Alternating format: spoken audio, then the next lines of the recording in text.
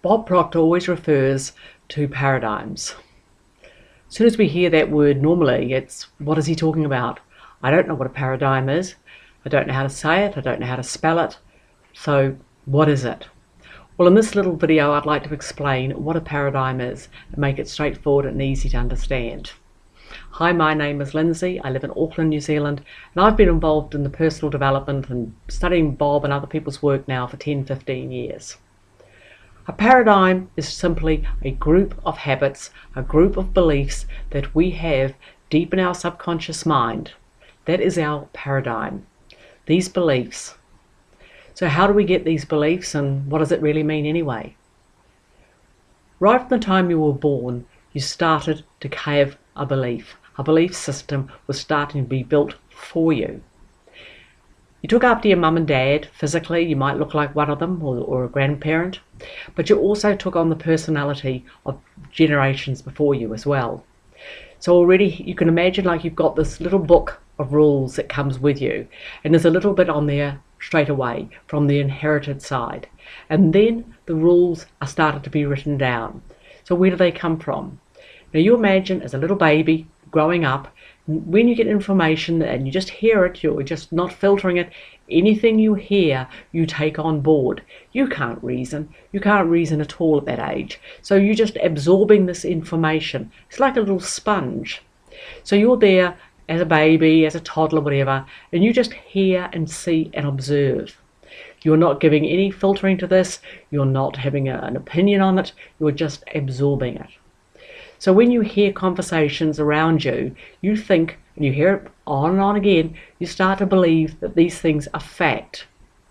So you hear about politics, you hear about religion, you hear about weight problems, you hear about finances, you hear about relationships. And all of the things that you're hearing are usually opinion of the people who are discussing it. Now the chances are those people are not experts, and they are just quoting opinions that they've heard. So here you are as this little one, and you're taking on board all these other people's beliefs. And because you don't know any better, and you've got no other point of reference, you start to believe. So by the time you're 7, you've already got deep-seated beliefs that you're not even aware of, you don't consciously think about, and you had no choice in making.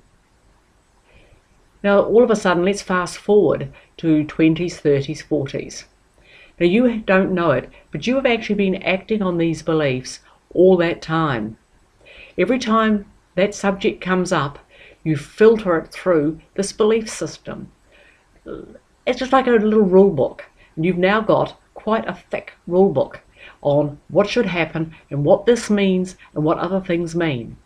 And as I say, most of it is based on somebody else's opinion. It's not necessarily an informed opinion. Now, the way we know whether or not that you've been receiving things that are helpful or disempowering is your results. Because these beliefs are what make you act the way you act. We're creatures of habit, and so you form habits. And you do these things because of what you believe in. Now, if you look at a subject like money, now everybody wants to improve money, we want good relationships, and we want to be fit and healthy and the perfect weight. So let's just talk about money for a minute because it's easy. You might have been there as a little one and you've been involved and you've heard your parents arguing about money, you've heard comments that are negative about money, there's never enough. You're constantly being fed this information, not consciously by anybody, but you were there and you didn't have any other point of reference, so you were just absorbing this information. And you've heard that there's not much money around, it's negative, can't get ahead, this is all you can expect. And this just keeps going on and on into your little mind. You believe it. Now the thing is, you're going to act on that belief whether you know it or whether you're not. Because that is your paradigm. That is your group of beliefs relating to that subject. So here you have a little one, now you're an adult, and you've got this rule book completely written out on every subject really. And that's your point of reference for your behavior and for everything you do. It's time now to become aware of this paradigm and aware and say to yourself, well, are these rules really applicable to me now? Should I still have these beliefs? Now, some of the stuff that you've been fed are facts. You've been told things from school, you've been told, simple thing, the sun comes up and the next day, whatever, and these things are fact. What about the other things you've been told? These things about money. Now, if I said to you a subject and I just said, what do you think? Money. Now, without even trying, you're going to instantly flash into mind the beliefs that you've been told about money without even thinking about where they came from. So do the exercise. Think about it. Now, you would have either heard great things about it or negative things. Money might never ever been discussed in your family, ever. It wasn't something discussed. Again, that in itself is an opinion. But those things will come into your mind immediately. And that's the reference that you've been using for your actions. So when Bob talks about paradigms and changing them, what he's saying is these set of opinions that you've taken on board as facts might not be helping you. These beliefs might be holding you back, and they're not even your beliefs in the first place.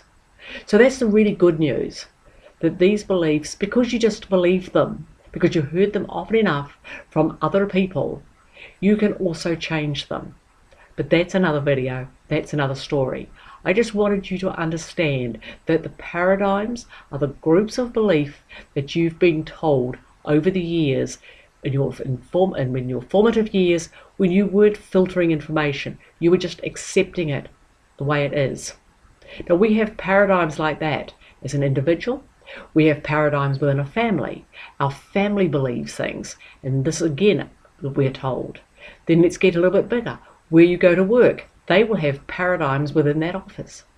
And then look at the country you live in, the culture of that country. Each country is a little bit unique.